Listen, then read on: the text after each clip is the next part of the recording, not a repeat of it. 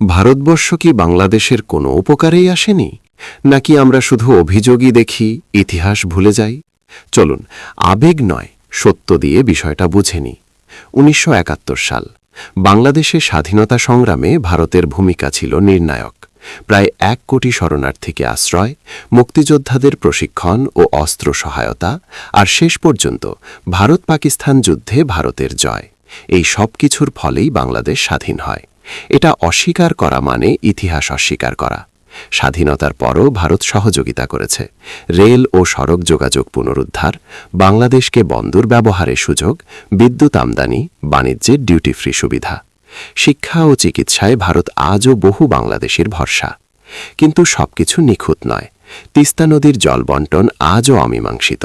সীমান্তে বাংলাদেশিদের মৃত্যু বড় মানবাধিকার প্রশ্ন, বাণিজ্যে বড় ঘাটতি। এগুলো বাস্তব সমস্যা, যেগুলো উপেক্ষা করা যায় না। রাষ্ট্রের সম্পর্ক আবেগে নয়, চলে স্বার্থ ও কূটনীতিতে। ইতিহাস মনে রেখে ভবিষ্যতের হিসাব করাই বুদ্ধিমানের কাজ। আপনি যদি বাংলাদেশি কিংবা ভারতীয় হন, তাহলে এই ভিডিওতে লাইক কমেন্ট করে সবার কাছে ছড়িয়ে দেন, আর সাবস্ক্রাইব করে প্রার্থনা করুন যেন দুই দেশের মধ্যে আবার মিত্রতা গড়ে ওঠে।